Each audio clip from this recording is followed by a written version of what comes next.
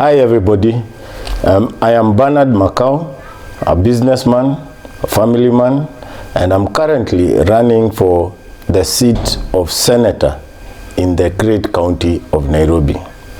Today, I want to talk to you about a very controversial and divisive phenomenon that has arisen in our society of late. And I am titling this my message today as Wajakoyah's Tingisa Mti, Entry of the One World Order. In Kenya, we have witnessed George Wajakoyah's campaigns. We have had a lot of the controversial issues that he has spoken of in this nation. The planting of weed, for example, selling of snake meat and hyena parts, and other controversial issues that are of concern, suspension of the constitution, public hangings of people, and many things like that. And to many of us, while we may be repulsed by those statements and those intentions, it has nonetheless captured the minds and even the hearts of many young people in our nation.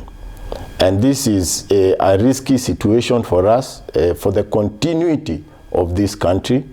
And I'd like to today just have a more in-depth assessment of what and who Wajakoyah really is.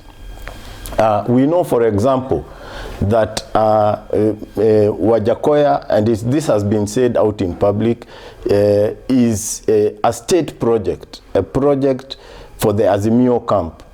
And whether that is or is not, it actually seems very...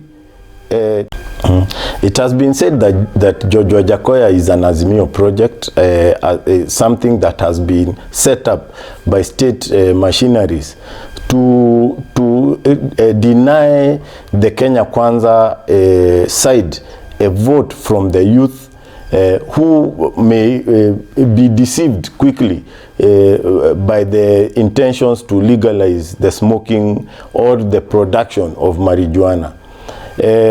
We have seen, but to look at it more in depth, who is Wajakoyah and what is he talking about? Yeah. So, kwa hivyo, who is Wajakoyah? What is this Roots Party? His slogan, Tingisa Mti. What is that all about? Already we as Kenyans have said widely that Wajakoyah is a state project, an Azimio project to deny the Kenya Kwanza side a vote from the youth. And that is not without support in itself. For example, when he was in Nyanza, his endorsement of Honorable Raila as an alternative presidential candidate to himself. Even recently, as we were holding the presidential debates, the seeming coordinated avoidance of that debate by both Honorable Raila and Wajakoyah. You know, his argument there was that unless they are all four appearing together on one debate platform, that is the only time he would attend. For example, why didn't he say if there are only three of them available, that is the Honorable Deputy President, Mr. Wahiga, and himself, that he would be okay with that? Why is it that he was insisting that all four of them should appear on one platform? For me, you know, that argument doesn't really hold water, because if there were at least three available, I think that could have been made possible by the media team that was holding the debates. So all those, while they are what you would call circumstantial evidence, politics is about perception, and what we are seeing, even his nomination in the face of many others being denied. All those things play a role in our perception as citizens, and we therefore must see that he is indeed a state project. But that put aside, if we just look at what he is doing with his campaigns, for me, a believer in Jesus Christ, a believer in the need for sanity in a nation, when somebody starts calling for the legalization of planting weed in a country such as this one of ours, I think that person has two agendas. The first agenda, I believe, is what we've just talked about, to capture the hearts and minds of many youth who have been frustrated in their lives up to this time. They have no job opportunities. They don't see a future in this life. They feel deceived by past governments. And so anything that would take them away from those hardships that they are currently facing, whether perceived or real, it would be indeed a welcome thing to them. And right now, that majority of youth who are voters happen to be, and this is not me saying, this is what the analysts, the people who assess the political playing ground, have said, that most of these are a supporter base for the Kenya Kwanza side. But that aside, the second agenda that I believe this man George has is not necessarily to win the presidential election, but rather to desensitize this nation from the fear of this plant called marijuana. You remember a few years ago, this debate was in public and indeed in the legislature, whether to legalize or not to legalize marijuana. And at that time, happily, we were able to defeat that debate. So I think now he is being used, and I will tell you by who he is being used, to desensitize the public. Right now, we've moved from whether marijuana is good to plant or not, and we are arguing about the commercial viability of planting marijuana. Remember, it is in a nation where we gave ethanol to people to drink instead of alcohol. Ndio ikaitwa blackout. Watu walikuwa nakunywa wanapata blackout, macho inapotea. It is in the same country where we imported fake fertilizer, country where we people, and I am not extracting myself from that equation. It's because we did this as a nation, or we accepted it as a nation. It is in this same country where we imported fake fertilizer and gave it to farmers in total disregard for the need of food security. And this is not small people who did. This is major players, and with coordination from some people in government. It is in this same country where we adulterated fuel, mixed kerosene and petrol to sell to drivers, to owners of vehicles. Yeah? So it is in this situation and in this equation that I wonder, if we were to plant weed along the expressway, as Wajakoyah has alluded to, would the seeds even last one night in the soil? Ama zitakuja zibebwe zote, watu wakavute huko. You understand? The ability for us to even manage it is crazy. So, but why is he arguing like that? In my understanding, as I look at it, I see some very worrying issues. Number one, Wajakoyah has said that weed is not necessarily for smoking, it is for processing of medicine. My question is, who is he intending to bring to process that weed? And the answer is very straightforward. Yeah? It is his sponsors. Who are his sponsors? People who are in coordination or in agreement, tentative agreement, that we desensitize the nation, they accept it as a commercially viable project, and then the processors, big pharma, big pharmaceutical companies, international firms will come and set up their factories here. But let us not be too fast to look at it like that. Let me just ask you, kwa hii Kenya yetu sahi, na nyinyi mnajua, sio mimi namwambia, kwa hii Kenya yetu sahi, ni kampani gani big corporate yenye inakuja sahi, yenye ina shares ya viongozi hapa Kenya? 30 to 40% itakuwa inakuwa owned na nani?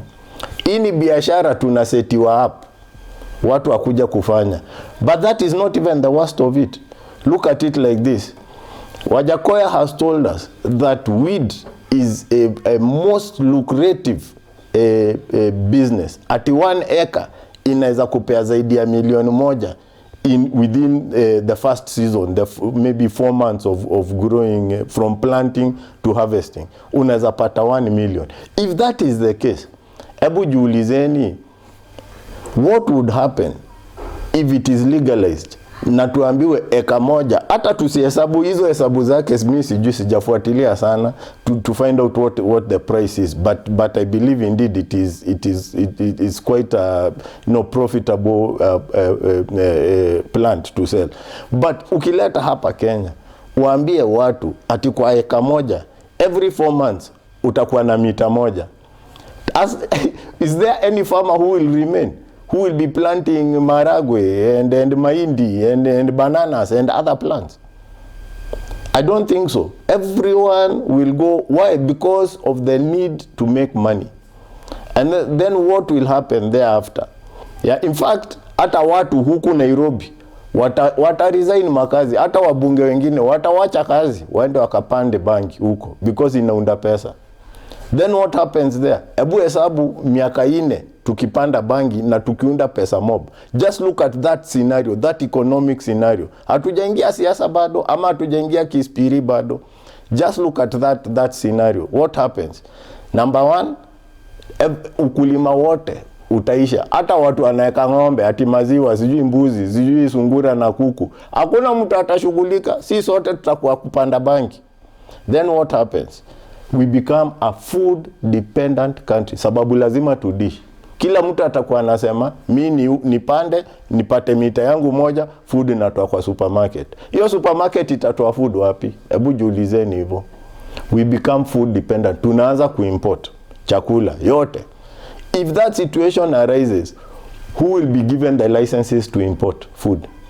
Wewe unafikiria wewe small businessman utapata hiyo license? Hiyo kitu itaenda na wale watu. They are the ones who will be importing food. Then think of it, if we go on like that for maybe 5 or 10 years, kuna mbegu itabaki in this country ati so that you can be able to tell yourself ati mimi nimechoka na bangi, wacha nirudi kupanda maharagwe ama mahindi. Kuna mbegu utatoa mahali. For your information, there will be no seed bank in Kenya. You will not be able to make the choice to go back to planting food crops. Mbegu itakuwa haiko. Mbegu yenye itakuwa available ni ya banki. Then what happens? Yeah, you can't even import because those who will be making money from the... So what happens when the seed bank has been depleted? Number 1, you cannot import because the people who will be supplying the food to the supermarkets will be importing and making a great profit from that importation. They will block your attempts to import any seeds to start regrowing food crops in this nation. Why? Because they want to continue on holding the country, you and me, hostage from that point onwards. And you realize many Kenyans, because of the monies they will be getting paid from growing the marijuana, they will care less. They will care less. In addition to that, yeah, banks will come. And remember who controls banks in this country. Who are the owners of these institutions? Who are big shareholders in the banks? They will come and give you kitu inaitwa credit card. Ati hii kashamba yako 1 acre, unapata 1 meter, we can give you car loan. Uende uchukue V8. We can build for you a house. Or they build in the estates. We can give you a house. Uende uingie 10 bedroom house with jacuzzi and swimming pool. Uende uchukue. and so on and so forth. So now you will be living in debt. You are farming to pay the now you'll be living in debt, as I have just told you. Yeah.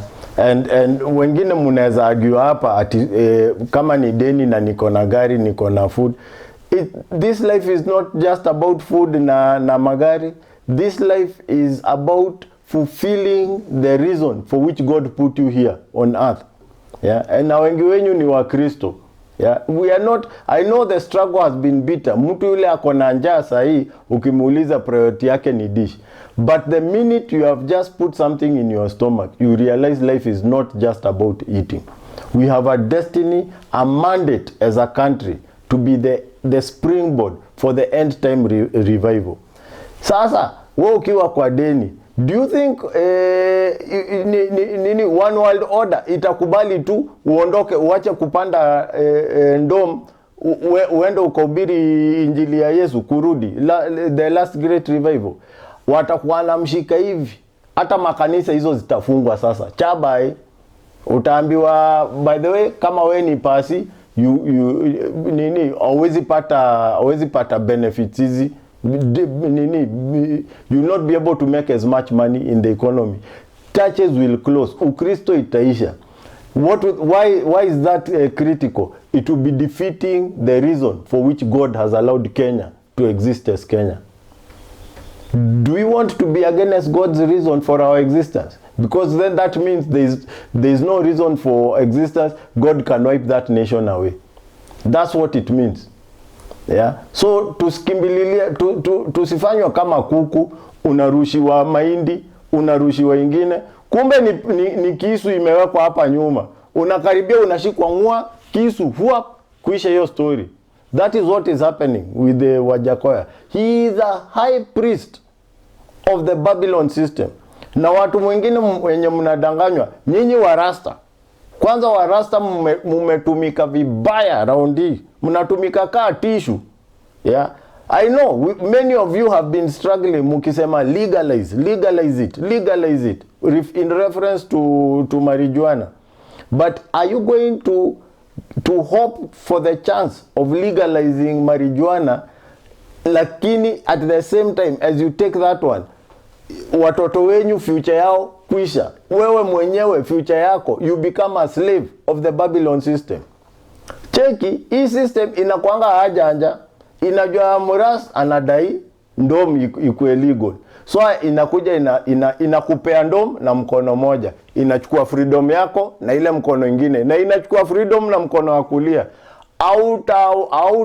Wacha nisitumie neno mbaya, utawaipomua, utashikwa tu hivi.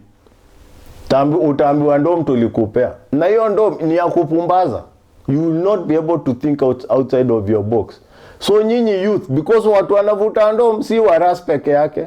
In fact, the majority wenye wanavuta ndom hata si waras.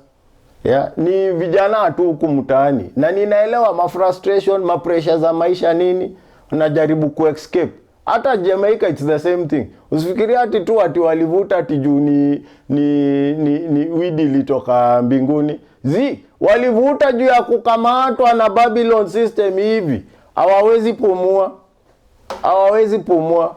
So njia ya ku-escape hiyo pressure ya maisha ilikuwa ni kuvuta ile kitu. Alafu huku mnakuja mnadanganywa, weed. Ni hivyo. Kama weed ingekuwa so vizuri sana, kwa nini ule doki anaenda kuchinja mtu akili ama roho avuti kwanza kabla aende akamchinje? Kwa nini pilot wa Air Force kabla aingie kwa jet aende kurusha bomu mahali na pigana na maadui avuti hiyo kitu kwanza? Kwa nini walimu shule hawaambiwi wavute hiyo kitu ndio wasomeshe wa junior? Tusidanganyane, ile ni kitu ya ku-escape trouble. Na si atu una escape wewe unaondokea, ni akili unaondosa kwa hizo vitu juu imekulemea.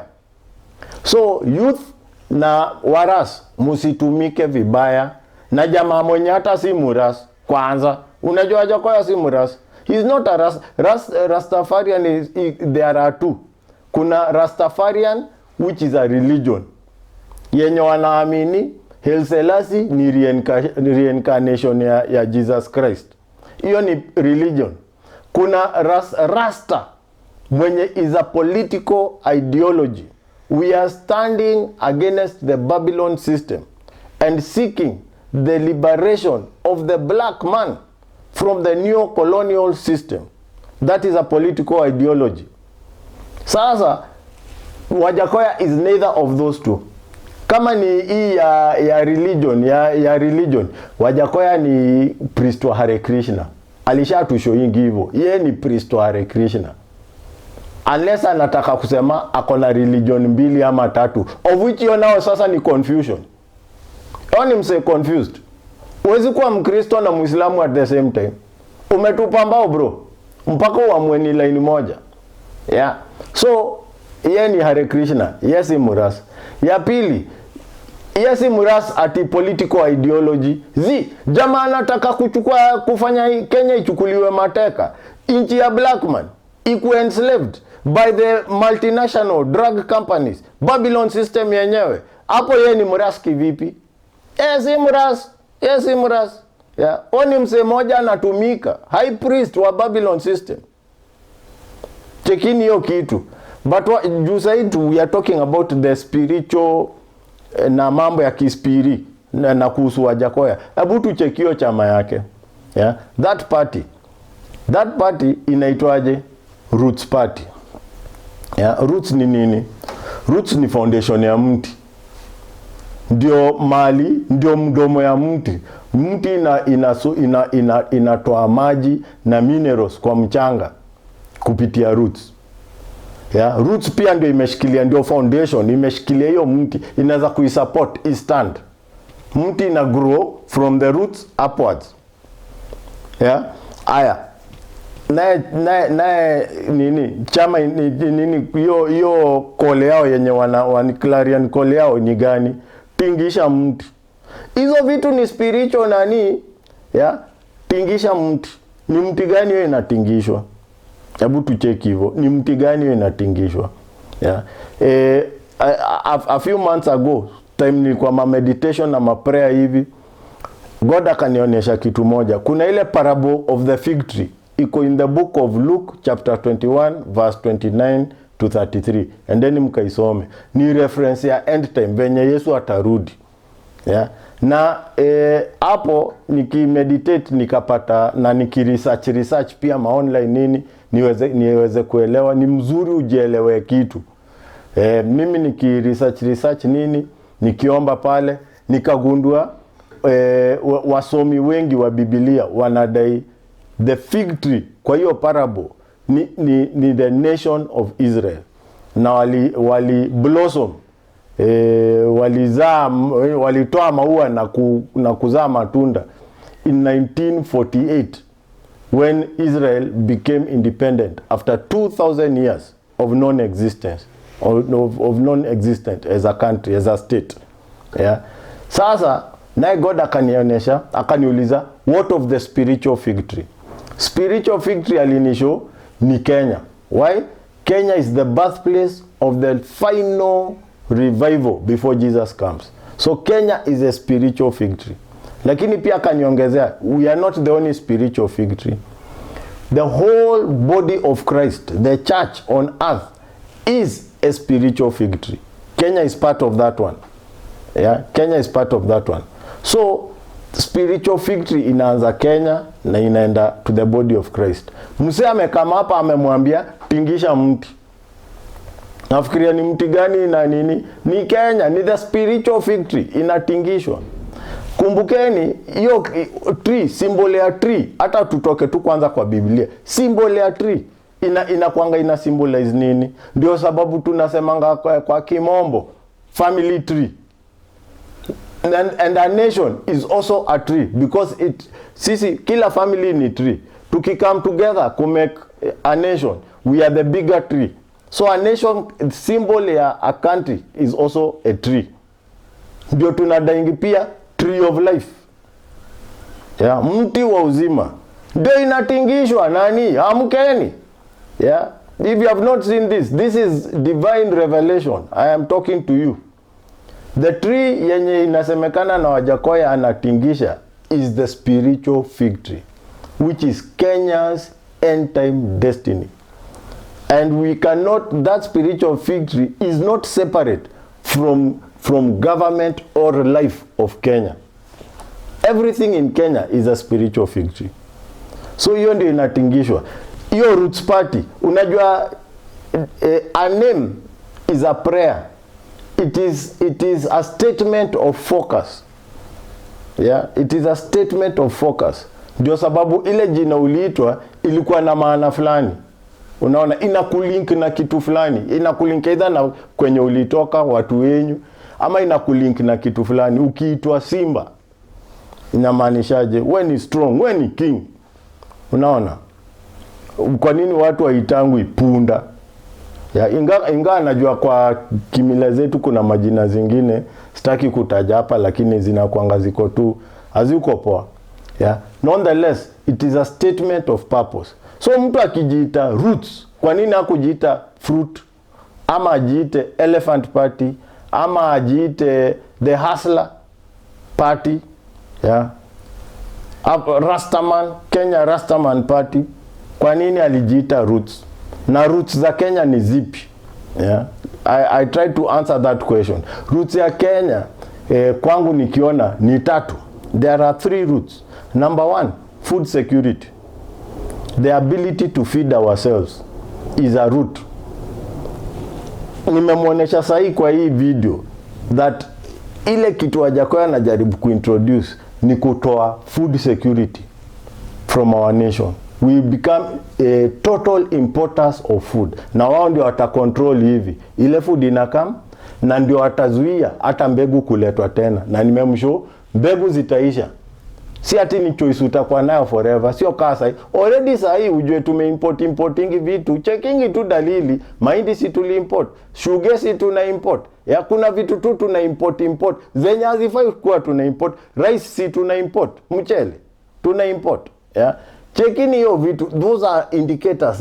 Ni signal. Ya mbali tu. Ya kukuonesha the danger and the risk. So he is targeting, by calling himself Roots, he is targeting food security. Not only is he targeting the food security, he is targeting 2 other things. Number 1, ana target youth yetu. The youth. Na ndio unaona, yeah, watu wanasema ni Kenya Kwanza inatargetiwa juu Hustler akona supporter base ya mayouth. Ni kweli. But he's not just targeting a Hustler Party. He's targeting the youth wenyewe. Nyinyi wenye mnadai, sini watu ya Wajakoyah. Nyinyi mmeshasombwa. Mshadanganyika, kwa box tayari. Yeah. Fanyeni ala mtoke. Yeah. Why? Because the youth, yeah, ndio the new generation of this nation. It is where the nation, the continuity of Kenya. Wazee wanagrow, wanaondokea. Yeah, matawi wanaanguka huko. Roots inaleta a regeneration, a regrowth of the nation. So youth mnatagetiwa. Number 3 target is our ability to think clearly, to make wise decisions for continuity, for growth, for blessing of a country. Wakati wewe umevuta ndomo, na ndio nimemuuliza pilot wa Air Force yo uvuta hiyo kitu kabla ingia kwa ndege. Daktari kabla aende kuchinja mtu roho, yo uvuta hiyo kitu. Kwa nini? Juu inainterfere na akili. Yeah, akili ndio our collective mind is the one we put together in parliament, in the Senate, for which I am running, munipigia kura na hii. In the Senate to come up with wise decisions zenye zitafanya hii nchi iendelee na ikuwe safe. Sasa, hebu imagine maseneta wamevuta ndomo. Ni story gani zitatokezea? Even though kama sahi nafikiria parliament yote nikaa ilikuwa inavuta ndomo. Ya mpaka wakubwa wengine wa nchi. Ni kama umesikia hii statement ya Jimmy Wanjigi wa Safina. Ya ametoa iko Nation TV. Check it out. Kumbe hatuna hata deni nchi, hatuna deni. Yeah, hiyo unga inafaa ikuwe 50 bob or less. Petro inafaa ikuwe chini ya 80 bob. Kumbe tunalipishwa kitu hakuna. Na hiyo check, go to Jimmy Wanjigi's analysis. I thank him for kukomboa watu wasomi waende accountant waende analyze hizo statement za Central Bank. Na kuambia Kenya, kumbe tumekuwa tukidanganywa. Hizi mabanki hizi zimekuwa zikitulipwa tu hapa mado bure. Hakuna mtu sahi anafaa kuwa na umenge Kenya. Hakuna barabara tuko nayo na deni. Hakuna deni Kenya iko nayo hata moja. Ndio nasema wase nikawa walikuwa navuta hiyo ndo. Hata Bob Marley mwenyewe anauliza top ranking, are you skanking? Haujasikia hiyo wimbo? Are you skanking? Kwa nini? Skanking na affect nini? Brain. Our ability, our foundation as a nation, the way we think, the way we decide. Ndio sababu nchi ka Liberia ilienda into chaos. Due the leadership, they were not able to make wise decisions. Walikuwa nakata watu mkono, siku za short sleeve, long sleeve, siku kama hizo. Libya, they were not able to make the right decisions. Is Libya better now or before when Muammar Gaddafi was there? Hii Somalia iko tu hapa kwetu.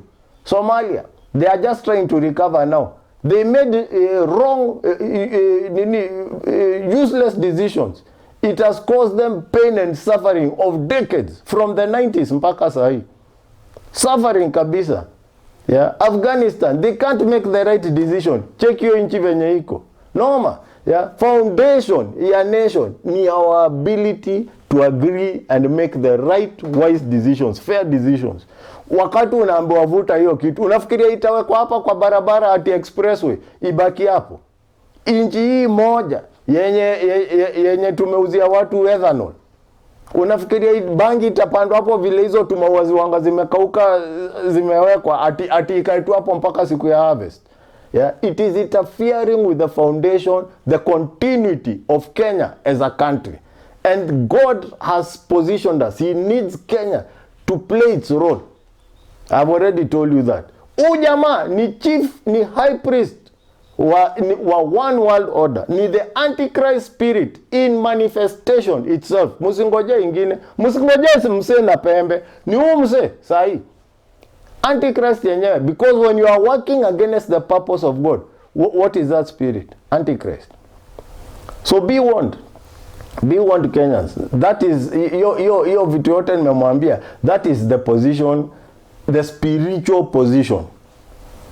Please take it seriously. Nataka kumwacha na hika quote kamoja. The best way to escape gluttonous pigs and ravenous hyenas is not to jump before a roaring lion. Jina yangu ni Bernard Makau, and I am running for the seat of senator as an independent candidate in the great county of Nairobi. Kumbukeni, kura kwa ras ni plus, na governor wa nguvu hapa Nairobi anahitaji huyu senator wa nguvu. Ipigieni kura.